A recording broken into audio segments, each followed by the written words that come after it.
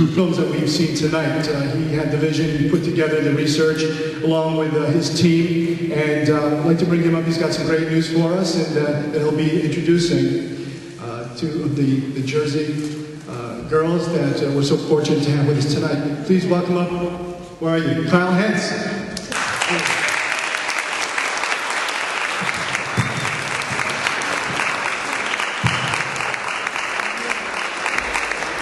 Thank you so much. I'd just like to start by thanking everyone here and everyone beyond these walls who has got us to this point, because there's a lot of us. And so thank you to everyone who was a part of us getting to this point in time. I've been at this for over 5 years. I've had meetings with congressmen, meetings with celebrities, produced events, been at National Press Club, been on C-SPAN, made films. But today, this night, is the most important event that I have been privileged to be a part of. And thank you very much for everyone being happy.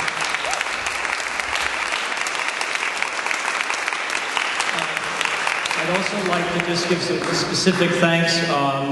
You met Frank briefly, and he spoke briefly. I just want to thank Frank and his congregation. We have a place to gather here at St. Mark's Church. This is critical. We need places to gather. Thank you, Frank Morales. Thank you to those who support this church.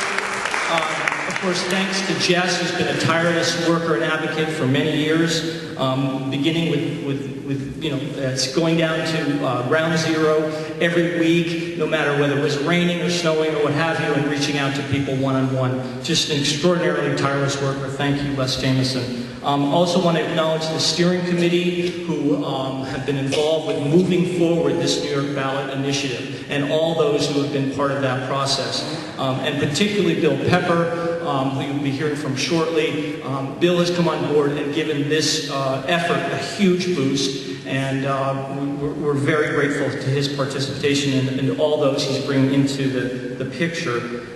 Before I have the honor to make an introduction, I wanted to mention a couple of tools that we have and make an announcement. The tools, obviously, you saw parts of both of these. One is 9/11 Press for Truth that I produced with Rada Masalski and some others. Took us about 2.5 years. It was a tremendous undertaking. More work than I could ever imagine going in. I never produced a minute of a film when I started the process. Ended up wearing many hats and doing many interviews, executive producer, co-producer, writer. But this is a great tool to introducing people to the subject and to building our case. So they are here. This film is making the tour through Europe right now, in Geneva and Paris and Brussels. So people are hearing about this overseas. We hope to do that again every year. In their own words, it's over 2 hours of additional interviews that we did with Patty Cassazza, Lori, Bob McIlvain, Sally and Reagan Hard, and Mindy Kleinberg for the film. So there's a lot more material here. This is also here on the table in the back. Now, I've had the privilege of meeting the author of this novel. It's not yet released. It's going to be released on the 22nd of January. It's called The Shell Game. The author is Steve Shelton. And he's a best-selling author. He's a couple of books. This is a departure from him. He does things like The Lock, about the Loch Ness Monster. He did something about a prehistoric shark. But he got introduced to the material that we're all familiar with. And he wove this material that we're quite familiar with into this novel. It's a cautionary tale. It raises the prospect of another 9/11. Okay? It looks at Iran and the neocons. It looks at the Patriot Act, issues of torture, all woven into a Robert Ludlum kind of political thriller. He is committed to launching a campaign to affect the election next year. We're launching a website called theshellgame.net next month. And if this becomes a bestseller, he will be on the talk show circuit talking about the case for a new investigation. Here is a way to support this novel of getting this in front of people who've not even asked question 1 about 9/11. So I want to encourage everyone to look for this book, theshellgame.net, the website, and to support this work. And we're going to have each issue that the book raises, including 9/11 and the case for a new investigation, on the website with the best resources, links, videos, and so on. So please take a look at that.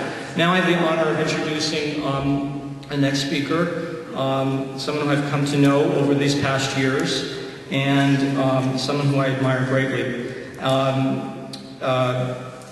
She lost her husband, Kenneth, on 9/11. She was one of 12 members of the 9/11 Family Steering Committee, the principal movers and organizers, the core group that basically made the case for a new investigation and a new commission. Not a new one, the first one. And she's also a member of September 11th Advocates. The steering committee is no longer together. They've been disbanded. But September 11th Advocates continues on. And they are Monica Gabrielle, Mindy Kleinberg, Patty Cassazza, and Lori Van Auken. And Lori is one of the most courageous, eloquent, and intelligent women I have come to know in my entire life, and I have tremendous respect and admiration for her. She is known as one of the Jersey Girls, and I cringe every time I say that, because these are some of the most powerful, eloquent, and courageous women. We have no idea what they have gone through in dealing with what has happened to their lives, and have their lives turned upside down, and have to lose someone so close to them. And yet they continue to press on, and they're with us tonight, and they're joining this campaign, and they should be applauded. And I'm very privileged to introduce to you Lori Van Auken. Thank you very much.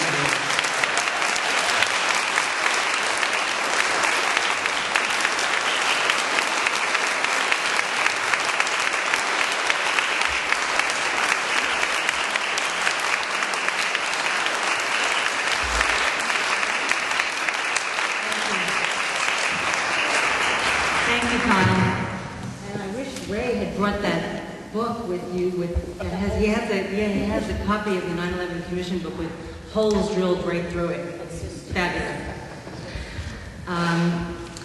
My name is Lori Van Auken, and my husband Kenneth Van Auken was killed on September 11, 2001. On the morning of 9/11, Ken left me a message that said, "I love you. I'm in the World Trade Center. The building was hit by something. I don't know if I'm going to get out, but I love you very much. I hope I see you later. Bye."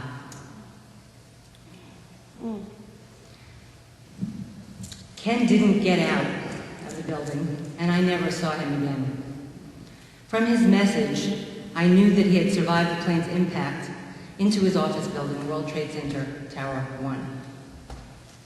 6 years after the event, that's about all I know. I don't know how Ken died. Perhaps he died of the fire, of smoke inhalation, or maybe he was killed when the building collapsed. I suppose that I will never know. Since we didn't receive any of his remains, Ken never had a funeral. It turns out that almost everything about 9/11 was out of the ordinary, including the fact that it was never properly investigated. When Bill Pepper asked me to be part of a real investigation into 9/11, I found it difficult to say no.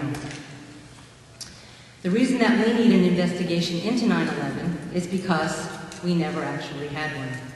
Almost 3,000 people were killed on September 11th, and many more have gotten sick and have died from working on the pile at the World Trade Center after the attacks. Oddly, there's never been a real look into how 9/11 could have occurred. The 9/11 Commission was not a real investigation. It was political theater, and not a scientific forensic analysis of the available evidence. The 9/11 Commission was comprised of politicians, not scientists, and not experts in relevant fields. The family members who were involved with the commission actually had more questions after the 9/11 Independent Commission was completed than we had before it was begun. Questions like, 1, what happened to America's military on 9/11? Hijacked commercial aircraft flew around the skies of America for almost 2 hours without a response from our military. American Airlines Flight 11, the first plane hijacked on September 11th, had its transponder turned off between 8:14 and 8:20 a.m.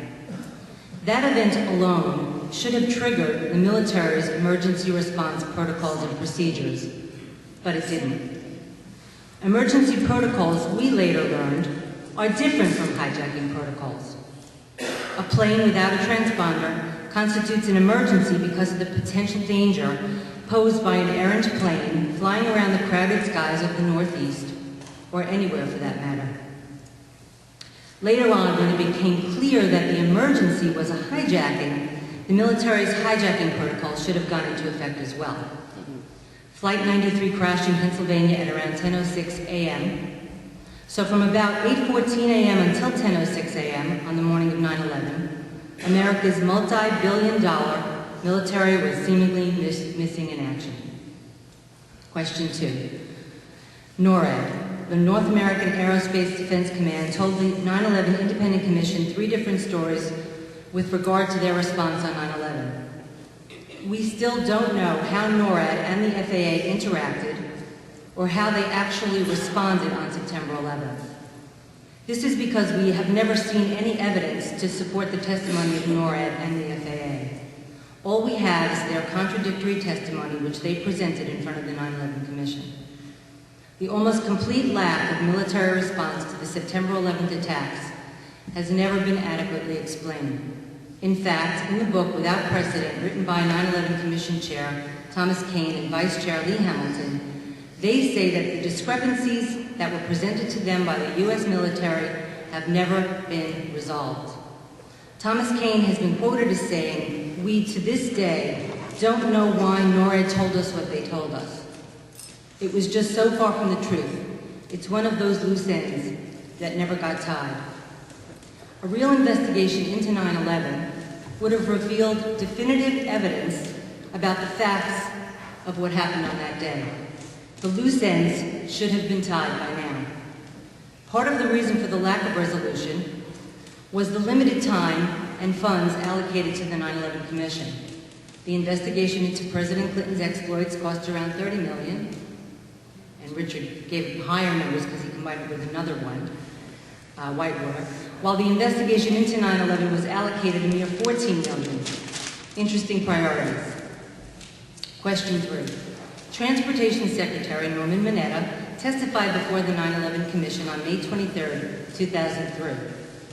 He spoke of a curious conversation, which Ray alluded to, between Vice President Cheney and a young man that took place on the morning of September 11th in the PIOC, the Presidential Emergency Operations Center.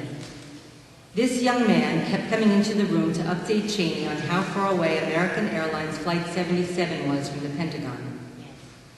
At the 9/11 Commission hearing, Mineta said, during the time that the airplane was coming into the Pentagon, there was a young man who would come in and say to the Vice President, the plane is 50 miles out, the plane is 30 miles out, and when it got down to the plane is 10 miles out, the young man also said to the Vice President, do the orders still stand?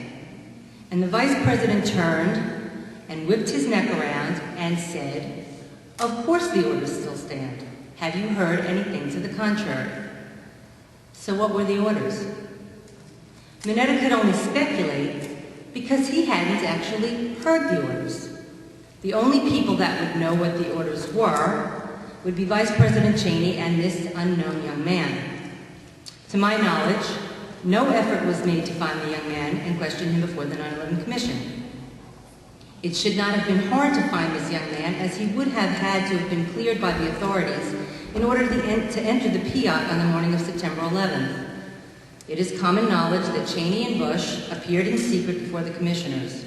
They took no oath to tell the truth, and no recordings or notes were allowed to have been taken.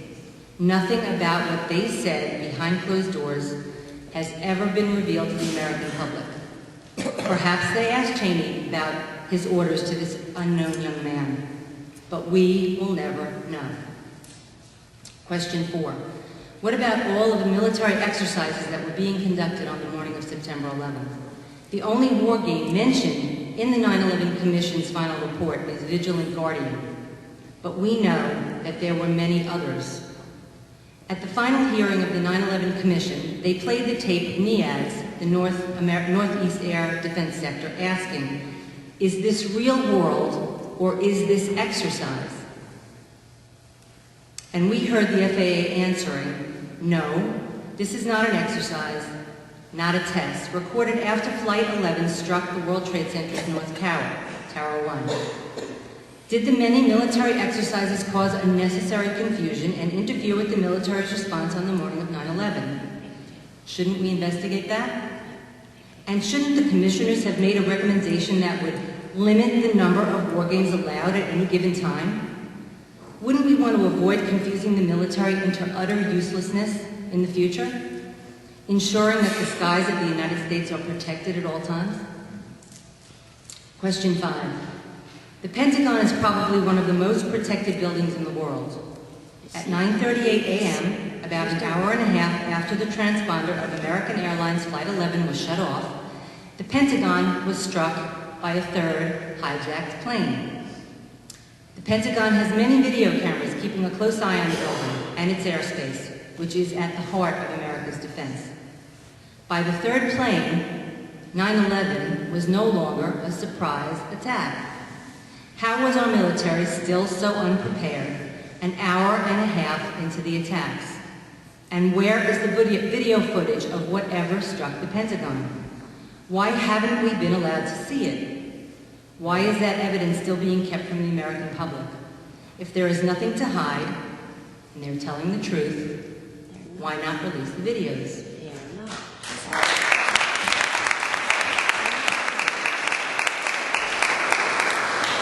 Question 6.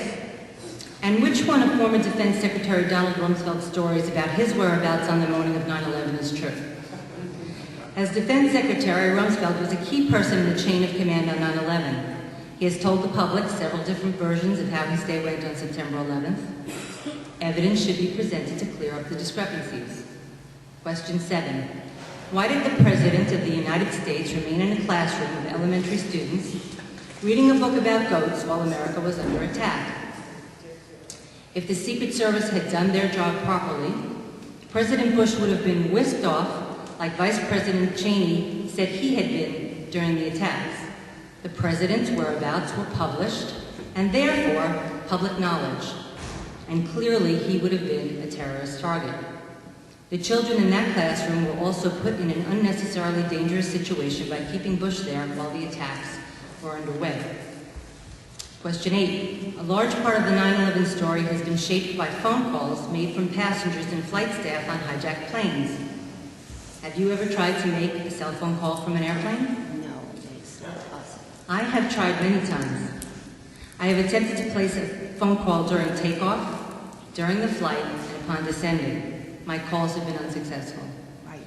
The closest I ever came to having a conversation with someone from an airplane was about a month ago when I tried to call Mindy Kleinberg, another 9/11 widow, during takeoff in an American Airlines plane. We have developed our own protocols. When she flies, she tries to call me, and when I fly, I try to call her. While on an American Airlines flight on October 16, 2007, upon my third try, a cell phone connection was made, and I spoke to Mindy for a few seconds before we were cut off.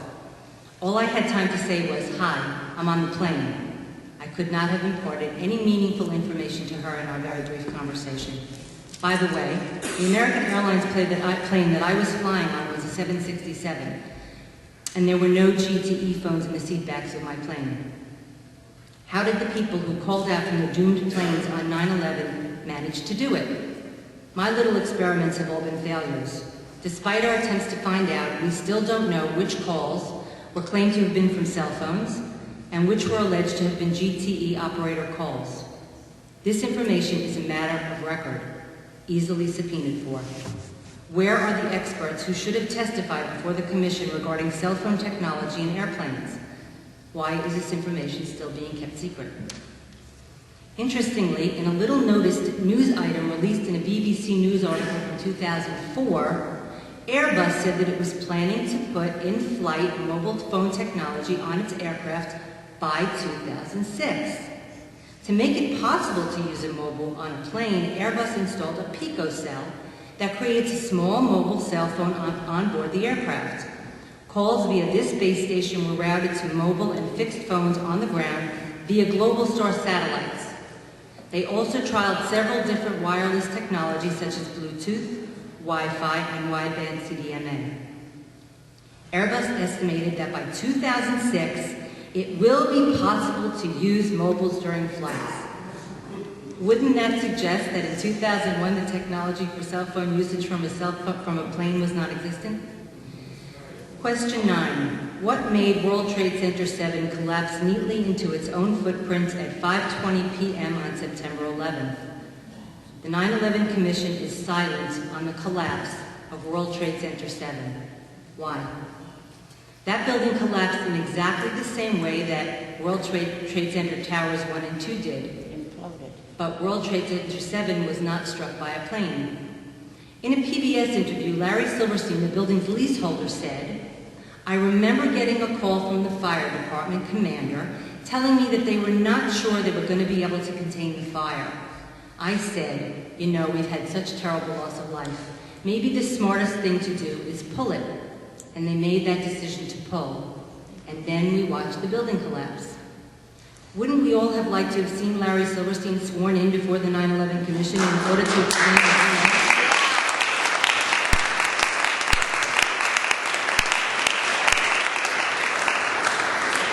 After all, Mr. Silverstein signed a 99-year lease for World Trade Center Towers 1 and 2, taking control of the buildings and insuring them in July of 2001, a mere 6 weeks prior to September 11th. Why didn't the 9/11 Commission ever call upon Larry Silverstein to publicly testify?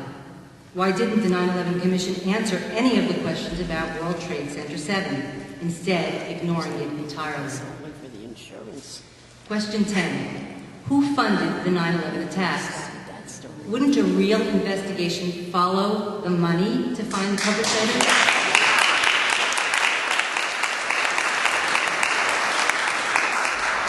Instead, we were told by the 9/11 Commission that the funding of the attacks were of no real consequence. And for the record, whatever happened to the investigation into the anthrax attacks of October 2001?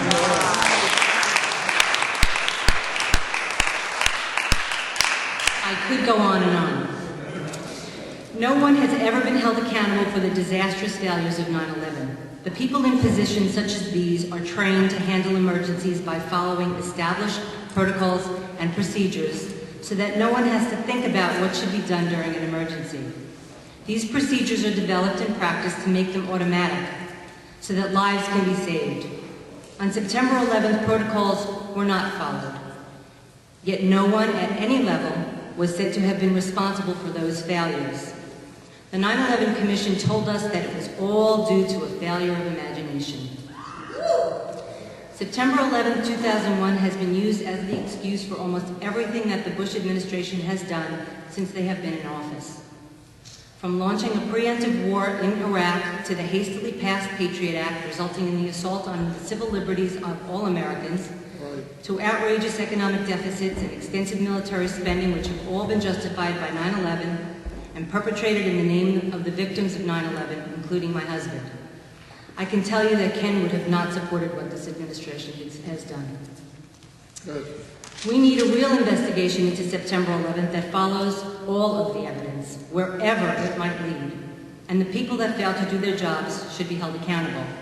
We need a real investigation into the events of 9/11 because without one, the ramifications are dire.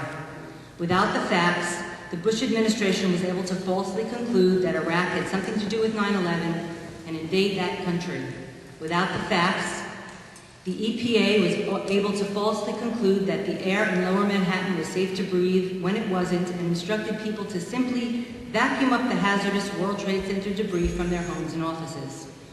In short, without a real investigation into 9/11, we get agendas imposed on us that are not in our interests. But most of all, we need a real investigation into September 11th as a first step toward taking America back for ourselves and for the future of our children.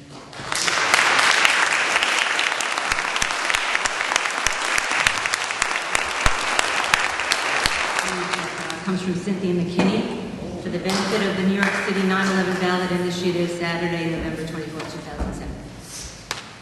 In March of 2002, I raised important questions about 9/11-01.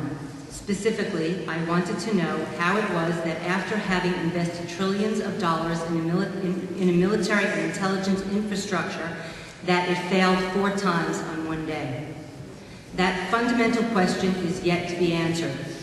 Colin Powell promised a white paper on the subject, and we are yet to receive that white paper too. It is clear that those in authority would rather us believe that we were hit because we are free than to know the truth about what happened on that tragic day in 2001. I have stood with the family members as they have asked unflinchingly and unsuccessfully for the whole truth and nothing but the truth. I have stood with whistleblowers, academicians, and scholars, lawyers, and citizens who only want to know the truth. For it is only through the truth that we will make sure that such an attack never, ever happens again. I am proud to have sponsored legislation restoring a victim's family member the right to participate in the Victims' Compensation Fund and to sue those responsible for the attacks. I am proud to have sponsored a full-day congressional briefing that included family members, lawyers, whistleblowers, and scholars, the only such briefing to be held on Capitol Hill.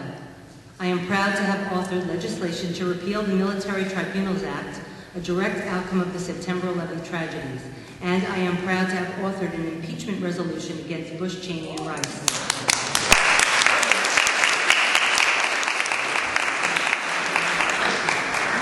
Certainly their failure to protect the American people on September 11th, and then again in the aftermath of Hurricanes Katrina and Rita, stand among the greatest acts of malfeasance in the history of our country, or worse. Fortunately, the 9/11 Truth Movement has become as international as were the ramifications of that day. I am confident that one day we will know the truth. Despite the obstructions and the obfuscations, we will know the truth. And our country and the global community will be safer for it. That's from Cynthia Thorne.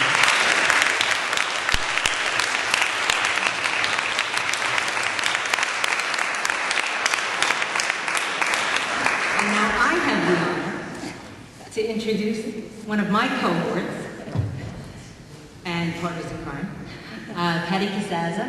Patty was seen on the film. She's very well spoken and speaks her mind. She's also one of the September 11th advocates and one of the members of the Family Steering Committee, and I'm very proud to call Patty my friend.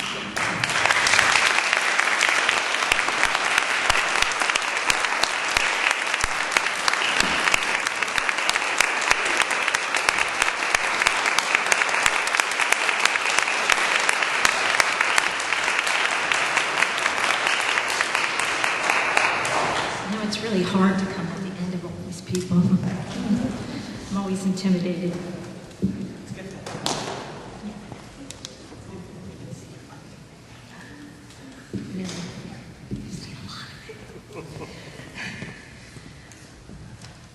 On the morning of September 11th, I was home. I was home from school. I was in the last throes of nursing school. And it was a beautiful day, and I was up, and I was actually I had a pair of socks in my hands that I was rolling from my laundry. And I got a call from my husband. He was in Tower 1 on the 104th floor working for Cantor Fitzgerald. He called and said, "Do you know what happened?" I said, "Well, what are you talking about?" And he said, "I think a bomb has gone off in our building, and the black smoke is filling the floor. We're finding it really hard to breathe." And he said, "If you could please find help for us."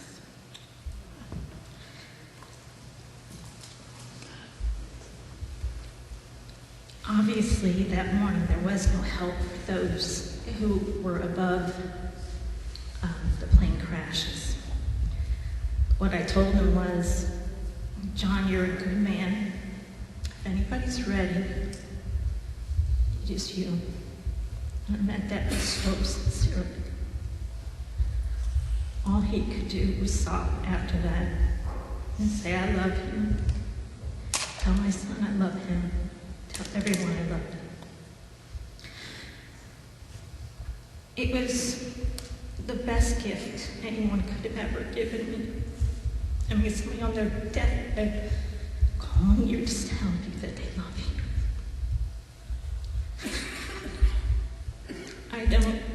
I don't know where he got the wherewithal. Afterwards, when his truck was finally brought back to my house from the train station, I looked inside, and there I saw his cell phone on the seat.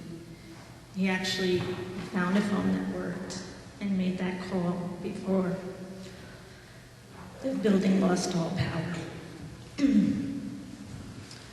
I stood probably much like Lori did that day. Afterwards, I don't even know how the phone call ended. He did ask me to get help, so I imagine that's where it went. And I didn't have to make calls. People were calling me. There was no help. But we stood watching the events unfold, watching that building with my husband in it, just engulfed at the upper floors in waves and waves of smoke. He had actually bought that Christmas for the guys on his desk. He was a government bond trader. Those evacu hoods, because he remembered in '93 that people suffered from so much smoke inhalation trying to get down the stairs.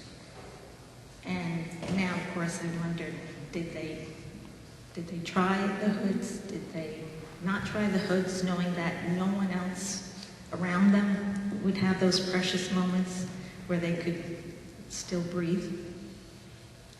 I would imagine it. That's the kind of community it is.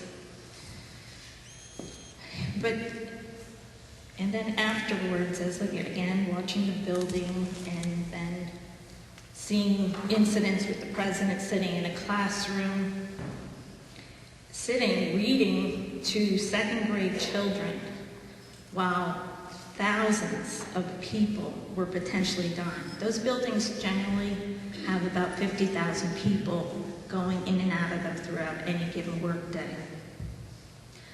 The potential calamity was just enormous. And there he sat. I screamed at that television, "Get up, do something," you know? And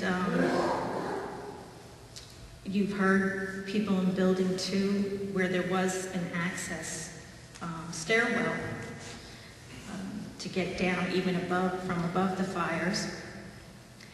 But there was no emergency response service that day. There's an emergency broadcast system, if we all recall. It interrupts you at 12 o'clock at night and says if this was a real emergency, we tell you what to do. Nobody told those people in Building 2 that they had an opportunity to get out. Nobody told those people between Building 1 getting hit to evacuate. There had to be a time when NORAD, the FAA, knew that a plane was bearing down East River, following a plane that had just gone into the first tower. The crimes of that day are just enormous and unconscionable. And what I thought was probably the worst day that I could ever have imagined has actually gotten worse, because they've actually taken that tragedy and compounded it with other crimes. How did they get away with that? I know we're all psychologically traumatized by the events. I still am. But what happened to us? I mean, do we just cave at the sight of, or the thought of an unknown enemy? And that anybody who possibly, with the authority and a gun on their backs is going, we had to kowtow to them to continue to protect us. They didn't protect us. So why are we still following them?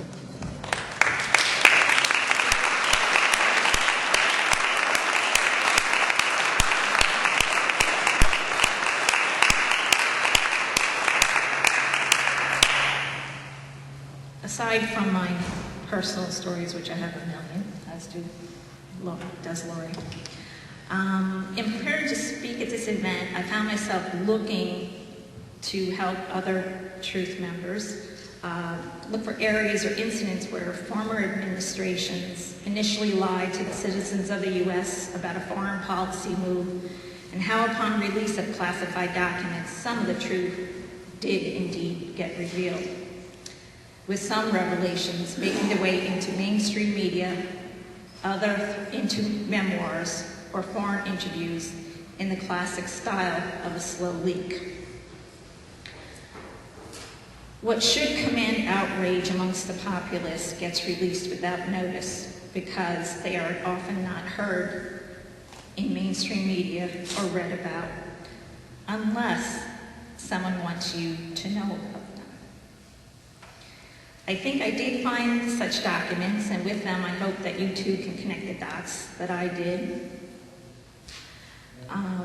What happened on 9/11 should not have occurred, and yet there exists a real possibility that what happened was not an aberration, and that there are those individuals in the U.S. government that can and will, with the means and the right motivation, use their power against its own citizens or those of foreign lands.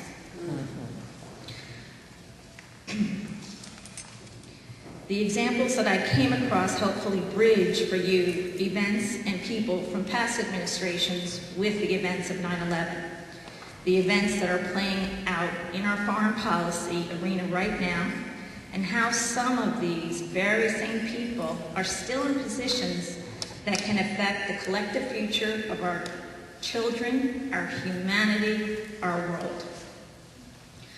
One of the significant players in our foreign policy arena was Zbigniew Brzezinski, a Republican, the former National Security Advisor to President Carter, a Democrat, as well as he was an advisor to John F. Kennedy, Lyndon Johnson, Hubert Humphrey, and Jimmy Carter. He was also the first director of the Trilateral Commission and on the board of the Council on Foreign Relations. Currently, he is a top foreign policy advisor to Barack Obama campaign for presidency. Mr. Brzezinski wrote an article that was published on March 25th of this year in the Washington Post titled, "Terrorized by War on Terror." In this article, Brzezinski, without mincing any words, criticizes the Bush administration's constant reference to a war on terror, describing it as having accomplished one major objective. It stimulated the emergence of a culture of fear. Fear obscures reason, intensifies emotions, and makes it easier for demagogic politicians to mobilize the public on behalf of the policies they want to pursue. This from Brzezinski, the policy decision maker, author of the 1997 geopolitical book, The Grand Chessboard, who described the Middle East and Central Asia as being strategically fundamental world energy suppliers and subsequently the regions where global conflicts were going to be played out in the years to come. He stated in that book, in brief, for the United States, Eurasian geostrategy involves the purposeful management of geostrategically dynamic states and the careful handling of geopolitically catalytic states in keeping the twin interests of America in the short-term preservation of its unique global power and in the long run, transformation of it into increasingly institutionalized global cooperation.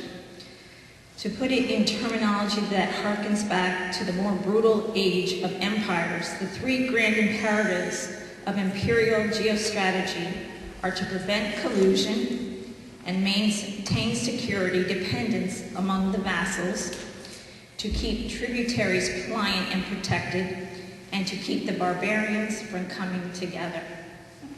I kind of thought that was us. He also went on to say that without an external threat, that it would be more than difficult for the United States to execute an imperial strategy that would involve a military action to seize and control the energy reserves located in those regions.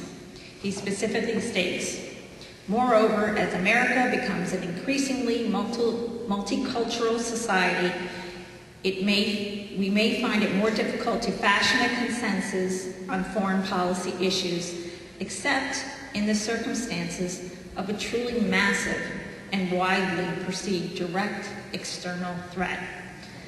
Such a consensus generally existed throughout the world, World War II, and even during the Cold War. To me, the combination of those two statements were very reminiscent of a paper written by members of the think tank organized in 1997, which was called the Project for the New American Century, in which the paper that they wrote was titled Rebuilding America's Defenses. The paper, written in 2000, was prepared by 27 individuals, including several members of the current Bush administration and other well-known entities. For instance, Dick Cheney, Scooter Libby, Donald Rumsfeld, Paul Wolfowitz, Jeb Bush, Dan Quayle, and Zalmay Khalilzad. In this paper, they outlined their imperial strategy, which has practically become the blueprint for Bush's foreign defense policy, and acknowledged with the following statement: further, the process of transformation, even if it brings revolutionary change, is likely to be a long one, absent some catastrophic and catalyzing event, like a new Pearl Harbor. They're beginning to sound a lot alike. Again, in my mind, 9/11 was, of course, just such an event, and mobilization into Afghanistan and Iraq have occurred, and if the Bush administration can make a successful push into Iran, just maybe another item on its to-do list can be crossed off. But going back to Brzezinski's March 27, 2007 article, it would seem that perhaps this old policymaker's view of Bush, he views that Bush has maybe gone too far with moving into Iraq and making plans for Iran.